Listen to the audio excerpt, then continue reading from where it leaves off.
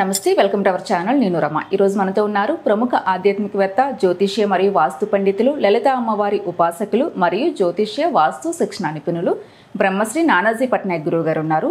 September నెలలో ద్వాదశ రాశుల వారందరికీ కూడా ఏ విధంగా ఉంటుందో గురువుగారితో మాట్లాడి తెలుసుకుందాం. నమస్తే గురువుగారు. శ్రీమాత్రే. ఎలా ఉన్నారు గురువుగారు? అద్భుతంగా ఉన్నాను. అమ్మవారి అనుగ్రహంతో అందరూ కూడా అద్భుతంగా ఉండాలని మనస్ఫూర్తి కోరుకుంటున్నాను. తప్పకుండా గురుగారు, సెప్టెంబర్ నెలలో ద్వాదశ రాశుల వారందరికీ ఏ విధంగా ఉండబోతుందో తెలియచేయండి. దానికంటే ముందుగా సెప్టెంబర్ నెలలో గ్రహస్థితి ఏ విధంగా ఉంది గురుగారు? షూర్ అమ్మా. ఫస్ట్ ఆఫ్ ఆల్ ఏంటంటే మనకి మేషం నుంచి తీసుకుంటే మేష రాశి నుంచి కరెక్ట్గా మనకి గురువు 3లో ఉన్నాడు. అంటే ఒక మేషం అని కాదు, గురువు మిథునంలో ఉండడం, కర్కాటక రాశిలో శుక్రుడు ఉన్నాడు. ఈ శుక్రుడు 15వ తేదీ నుంచి సింహంలోకి మారుతున్నాడు. సింహరాశిలో ఉన్నటువంటి రవి 17వ తేదీ కన్యారాశిలో మారుతున్నాడు. అదే 15వ తేదీ బుధుడు కూడా కన్యారాశిలోకి మారుతున్నాడు. అదేవిధంగా కుజుడు 14వ తేదీ, ఇప్పుడు ప్రజెంట్ ఏమో మనకి కన్యలో ఉన్న కుజుడు తులలోకి వస్తాడు 14వ తేదీ. ఇక మనకి 1వ తేదీ నుంచి 30 రోజుల పాటు అన్ని రాశులు చంద్రుడు సంచరిస్తాడు. మీనంలో గురువు, కుంభంలో రాహు యొక్క సంచారం జరుగుతుంది. అయితే ఈ గ్రహాలని అనుసరించి ద్వాదశ లగ్నాల వారికి లేదా ద్వాదశ రాశుల వారికి, లగ్నం తెలియని రాశుల వారికి ఏ విషయాలైతే ఉంటాయో ఇవన్నీ గోచార ఫలితాలు అంటారు. ఇవి సూచనలు అన్నమాట. మీ మీ పర్సనల్ చార్ట్ మెయిన్ అసలు.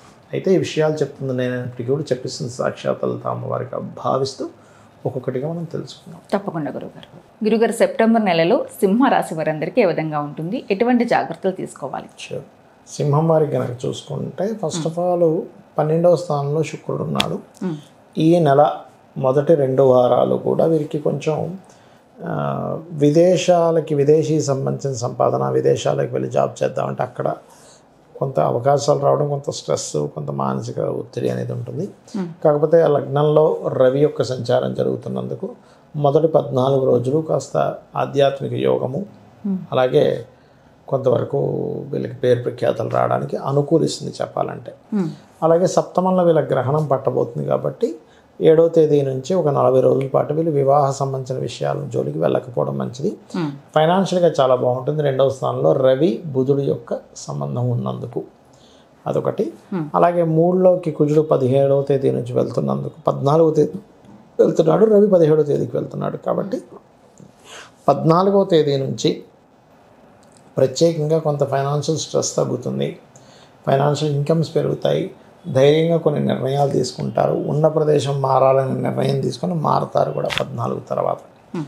అలాగే మరొక విషయం ఏంటంటే ఇక్కడ ఈ పంచమాధిపతి ఎప్పుడైతే లాభస్థానంలో ఉన్నాడో ఇది ముఖ్యంగా క్రియేటివ్ ఫీల్డ్లో ఉండేటువంటి వారికి, టీచింగ్ లైన్స్లో ఉండేటువంటి వారికి కొత్త అవకాశాలు రావడం, సంతానం మూలంగా కూడా లాభం కలగడము, సంతానానికి కూడా పంచమాధిపతి అయిన సంతానానికి కారకుడు లాభంలో ఉన్నందుకు సంతానం యొక్క సంపాదనకు సంబంధించిన పెరగడము ఇటువంటివి యోగిస్తున్నాయి.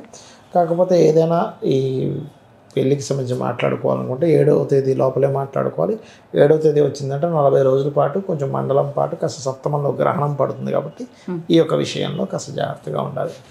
వీరికి 14th తర్వాత కొంచెం ధైర్యం పెరగడము, ఏదైనా ఒక నిర్ణయం తీసుకోవడానికి కాస్త పరాక్రమంగా ముందుకు వెళ్ళడము, మరియు ఉద్యోగ సంబంధించిన విషయంలో కూడా 14వ తేదీ నుంచి దశమాధిపతి లగ్నంలోకి ఎప్పుడైతే వస్తాడో అక్కడి నుంచి కొంతవరకు కెరియర్ సంబంధించినటువంటి విషయాల్లో వీళ్ళకి బాగుంటుంది. అందులో ముఖ్యంగా బ్యాంకింగు, ఫైనాన్షియల్ రంగాలు, స్పిరిచువల్ రిలేటెడ్ సంబంధించినవి, అమ్మవారి పూజలు చేయించుకునేవారు, ఈ రకంగా ఈ ట్రైనింగ్ రిలేటెడ్, టీచింగ్ రిలేటెడ్ రంగాల్లో వీళ్ళకి కొత్త అవకాశాలు వస్తాయి. అయితే వీళ్ళకి మరింత మంచి అవకాశాలు రావాలి. అలాగే సింహలగ్నం వారికి సప్తమంలో గ్రహణం పడుతుంది కాబట్టి గ్రహణ సమయంలో వీళ్ళు ఎక్కువగా ఓం కామేశబద్ధ మాంగళ్య సూత్ర శోభిత కందరాయ నమః, వివాహం కానటువంటి వారు, వివాహం అయినటువంటి వారు శివకామేశ్వరంకస్త శివా స్వాధీన వల్లభాయ నమః చేసుకుంటే సరిపోతుంది.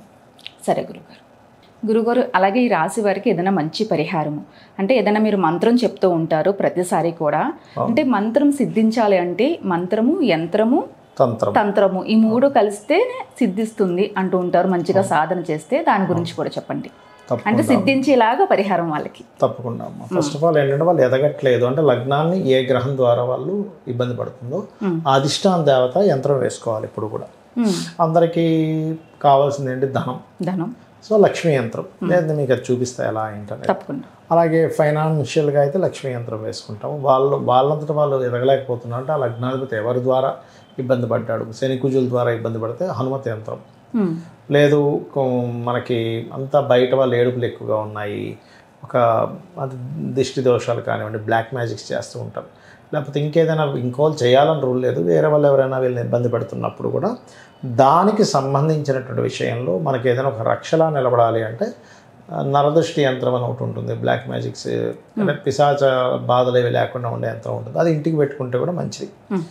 ఇక మరొక విషయం ఏంటంటే వీళ్ళకి ఒక్కొక్కసారి వివాహం అవ్వదు, అప్పుడు లలితాసహస్రనామాల్లో ఏదైనా మంత్రం చేసుకోవచ్చు. అంటే ఓం కామేశబద్ధ మాంగళ్య సూత్ర శోభిత కందరాయ నమః, లేదా ఫైనాన్షియల్గా గ్రోత్ రావట్లేదు అప్పుడు ఓం సంపత్కరీ సమారూఢ సింధుర బ్రజ సేవితాయ నమః. ఇప్పుడు చాలామందికి 4వ స్థానం బాగోదు, అంటే 4వ స్థానం బాగోనప్పుడు ఏమవుతుందంటే సర్వసాధారణంగా వాళ్ళు ఏదైనా ప్రాపర్టీ తీసుకుంటారు, అది అమ్మేసేదాకా కష్టాలు పోవు వాళ్ళకి. అది అమ్మేసిన తర్వాత అమ్మయ్య ఫ్రీ అయిపోయినా అనుకుంటారు, మళ్ళీ ఇంకో ప్రాపర్టీ కొంటారు. కారణం ఏంటంటే 4వ స్థానం బాగాలేదు. బాగోలేనప్పుడు ఏమవుతుందంటే సర్వసాధారణంగా వాళ్ళు ఏదైతే గృహం తీసుకుంటారో ఆ యొక్క గృహంలో ఏదో వాస్తు దోషం ఉంటుంది. అలాంటప్పుడు వాస్తు యంత్రం మత్స్య యంత్రం అని అంటారు. దాన్ని నిర్మాణం చేసే వాళ్ళు అయితే భూమి లోపల పెట్టుకుంటారు, అపార్ట్మెంట్ అయితే గోడ లోపల పెట్టుకుంటారు, రెంటల్ హౌస్ అనేటప్పుడు పూజ గదిలో పెట్టుకోవచ్చు. ఈ రకంగా వీళ్ళకి అసలు రెమెడీ ఎప్పుడూ కూడా మీకు ప్రాబ్లం ఏముంది దానికి తగ్గట్టుగా చేసుకోవాలి. ఇప్పుడు జ్వరం వచ్చింది ఏం చేస్తాం, టాబ్లెట్ వేసుకుంటాం, జలుబు చేసింది క్రోసిన్ వేసుకుంటాం, లేకపోతే దగ్గు వస్తే పలానాది వేసుకుంటాం. ఒక్కొక్క దానికి ఎలా వేరువేరుగా ఉంటాయో మనకి ఆ ఉపాసన దేవత ఎవరో పట్టుకోగలగాలి. మనకి ఎక్కువ అప్పులు పాలవుతున్నారు, అప్పుడు మీ పంచమాధిపతి ఎవరు, ఆ పంచమాధిపతిని ఉపాసన చేయడం, అపర్ణాయే నమః అనే మంత్రం చేసుకోవడం, లేదా ఫైనాన్షియల్ గ్రోత్ మరీ ఎక్కువగా కావాలి అనుకుంటే అప్పుడు లక్ష్మీ యంత్రం. ఇప్పుడు ఇది చూడండి, ఇట్లా ఇది ఉంది, దీన్ని లక్ష్మీ యంత్రం అంటారు. ఇప్పుడు మామూలుగా మార్కెట్లో మనకు దొరికేటువంటి యంత్రాలు ఏంటంటే ఇంత ఉంటాయి, చిన్న చిన్నవి ఉంటాయి. ఈ లక్ష్మీ యంత్రాన్ని మీరు కనుక చూసుకున్నట్లయితే మార్కెట్లో దొరికేది ఇంత ఉంటుందమ్మా, జనరల్గా అందరూ వాడేది ఇది. బట్ ఇది ఇందులో రకరకాల అంటే ఒరిజినల్ ఇది ఉండదు, అంటే ఒరిజినల్గా మనకి రాగి ఇది ఉండదు. బట్ జనరల్గా అందరికీ అందుబాటులో ఉండాలి కదా, 50-100 రూపాయలకు అమ్ముతారు ఇది, అందులో ఎటువంటి డౌట్ లేదు. కాకపోతే మీరు కేవలం ఈ యంత్రాన్ని తీసుకుని ఇంట్లో పెట్టేసుకుని పూజించుకుంటే దానికి ఫలితం రాదు. యంత్రం ఎప్పుడూ కూడా మనం ఒక మంత్రం చేస్తున్నాం, ఒక పూజ చేస్తున్నాం, ఒక పదార్థంతో అంటే పుష్పాలతోనో లేకపోతే పసుపుతోనో కుంకుమతోనో చేస్తాం, దాన్ని తంత్రము అంటారు. యంత్రము అంటే ఇలా వేసుకోవాలి. మీరు దీన్ని కనుక వేసి చూడండి ఒకసారి, అమ్మో ఇది రేగిలో ఉంది. అదే నిజమైనటువంటి యంత్రం అనమాట, అంటే దానిలో ఎనర్జీ ఉంటుంది. అవును గురుగారు, అది ఒరిజినల్ రాగి మీకు తెలిసిపోతుంది చూడండి పట్టుకుంటే, చాలా చల్లగా ఉంది, కూలింగ్ తీసినట్టుంది. అంటే అదేంటంటే చాలా మంది చాలా బరువు ఉంది గురుగారు. అవును, చాలా బరువు ఉంటుంది. ఒరిజినల్ రాగి, ఒరిజినల్ 100% రాగి. ఎందుకంటే రాగి దాంతో తీసుకుంటే మీ కర్మను ఆపే శక్తి, మీ కర్మను మార్చే శక్తి ఆ యంత్రానికి ఉండాలి. చాలా బాగుంది. కర్మను ఆపే శక్తి, మార్చే శక్తి యంత్రానికి ఉండాలి. అది ఎప్పుడు వస్తుంది అంటే ప్యూర్ రాగి రేకులో వేసి మనము ఆ అమ్మవారు పరివారంతో ఉన్నటువంటి దానికి అంతటికీ కూడా ఏకాదశ రుద్రాభిషేకము, కొన్ని మంత్ర సంబంధించిన జపాలు చేసి దానికి శక్తిని చేకూర్చినప్పుడు వస్తుంది. ఇప్పుడు సిమ్ కార్డు ఉంటుందమ్మా, సిమ్ కార్డు మీరు మామూలుగా షాప్కి వెళ్ళి కొనుక్కోవచ్చు, మీరు వేసేసుకుంటే పని చేయదు, దాన్ని యాక్టివ్ చేయాలి. వాళ్ళు ఏ కంపెనీ వాళ్ళు అయితే ఆ కంపెనీ వాళ్ళు యాక్టివ్ చేస్తే మీకు పని చేస్తుంది, కాబట్టి పని చేయదు. ఫోన్ అయినా అంత కొనుక్కున్నాక మీరు ఛార్జింగ్ పెట్టకపోతే ఎలా ఛార్జ్ అవ్వదు. ఇలా యంత్రం తీసుకొని రోజు నిత్య నైవేద్యము, అలాగే నిత్యము చదువుకోవడం, అంటే దానికి సంబంధించి చేసుకోవడము, అష్టోత్తరాలు శ్రీ సూక్తము చేసుకోవడం ఈ యంత్రం అయితే. ఇది లక్ష్మీ యంత్రం మీ దగ్గర ఉంది. ఇలాగే మత్స్య యంత్రం మనం స్వయంగా మిషన్ మీద ఫలానా నక్షత్రము ఫలానా సంబంధించిన దాంట్లో వేసి దానికి మనకి శాస్త్రం పక్కగా తెలిసిన వాళ్ళు శాస్త్రోక్తంగా వాళ్ళతో చేయించి జపాలు అవన్నీ చేయించి ఇస్తున్నటువంటిది అనమాట. ఎవరికైనా కావాలంటే చేయొచ్చు. కాకపోతే ఒక కండిషన్ ఏంటంటే వాళ్ళు నిత్య పూజ నిత్య దీపారాధన చేసే వాళ్ళు తీసుకోవాలి, లేకపోతే మళ్ళీ అది దోషం. అంటే ఉన్నది చెప్పేసారు కాబట్టి చెప్తున్నాను. నిత్య పూజ చేయమండి, నిత్య దీపారాధన చేయదు అలా పక్కన పడేస్తామంటే మాత్రం తీసుకోవద్దని చెప్తాను నేను. ఎందుకంటే చాలామందికి తెలివితేటలు ఉంటాయి, కష్టపడగలుగుతుంటారు, డబ్బులు కూడా పెడతారు, కానీ వాళ్ళు రాణించలేకపోతున్నారు. బికాజ్ ఆఫ్ వాళ్ళకి వాళ్ళ పర్సనల్ చార్ట్లో లక్ష్మీ యోగం ఏదైతే ఉందో వీక్గా ఉంది, దీన్ని స్ట్రెంథింగ్ చేసుకోవడానికి. అలాగే ఇప్పుడు ఇంత యంత్రం పెట్టి చేసుకోలేము, లలిత అమ్మవారి నామాల్లో ఏదైనా నామం చేసుకోవచ్చు. అంటే చేసుకోలేని ఇప్పుడు కొంతమంది కొనలేరు లేదా నిత్యము చేయలేరు. అవును. లలిత సహస్రనామాల్లో వాళ్ళకి ఏ భావం దెబ్బతిన్నాతో ఆ భావానికి సంబంధించిన మంత్రం చేసుకుంటే సరిపోతుంది.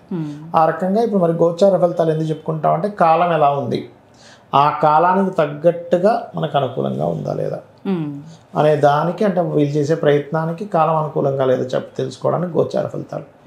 అయితే ఎప్పుడైనా సరే మీరు గమనిస్తే కనుక ఆదిశంకరాచార్యుల వారు కూడా చాలా ఆలయాల్లో యంత్రాలు పెట్టారు. మనకి లలిత సహస్రనామాల్లో కూడా ఆఖరికి ఆ దేవతల యొక్క సేన, శక్తి సేనలను ఆపేయడానికి కూడా యంత్రాన్ని యూజ్ చేస్తాడు రాక్షసుడు. అప్పుడు వినాయకుడు ఇలా యంత్రాన్ని చేస్తాడు. ఈ రకంగా మనం శాస్త్రోక్తంగా చేసిన యంత్రానికి, ఒరిజినల్గా ప్యూర్గా చేసినటువంటి యంత్రం ఏదైతే ఉంటుందో దానికి ఎగ్జాక్ట్లీగా అసలు అక్కడ ఏ దేవతలు ఉండాలి, దానికి ఎలాంటి పూజాది కార్యక్రమాలు చేసి ఆవాహనం చేయాలని తెలిస్తే ఆ యంత్రం ఖచ్చితంగా పనిచేస్తుంది. ఎవరికి ఏది అందుబాటులో ఉంటే అది చెప్తారు గురువుగారు మీరు. నిజంగా ఇప్పుడు ఇది అంటే చేసుకోలేని వాళ్ళకి, కానీ నియమాలు పాటించలేని వాళ్ళకి కూడా నిజంగా మంత్ర రూపంలో చెప్పారు. కంపల్సరీ ఇది యంత్రం తీసుకుంటేనే వాళ్ళ జీవితం బాగుంటుందని నేను చెప్పను. ఎందుకంటే ఒక్కొక్క వ్యక్తి ఆర్థిక పరిస్థితి ఒక్కో రకంగా ఉంటుంది. అవును గురుగారు, తీసుకుంటే ఇంకా బాగుంటుంది, తీసుకోలేకపోతే కనీసం మంత్రమైనా మనం సిద్ధించుకునేలా చేసుకుంటే మనకి రాబోయేదంతా బ్లాక్ మ్యాజిక్ యుగం అమ్మ. 4-5 సంవత్సరాలు కంప్లీట్ బ్లాక్ మ్యాజిక్స్ ఎక్కువ అవుతుంటాయి. జాగ్రత్తగా ఉండాలి. ఒక ఉపాసన చేయండి. యంత్రం తీసుకోకపోయినా కనీసం నిత్య దేవతారాధన, నిత్య పూజ, నిత్య సాధన ఒకటి చేసుకోండి అని చెప్తూ ఉంటాను. ఏదో ఒక దైవశక్తిని అయితే పట్టుకోవాలి ఖచ్చితంగా. నిజంగా మంచి పరిహారం చెప్పారు. ప్రాక్టికల్గా కూడా నిజంగా మనం ఎప్పుడు కూడా దేవుణ్ణి పట్టుకుంటేనే మనకి ఏ పరిస్థితి నుంచి అయినా గట్టెక్కిస్తారు గురువు మీరు చెప్పినట్టుగా. చక్కగా చెప్పారు. నమస్తే. శ్రీమాత్రే నమః.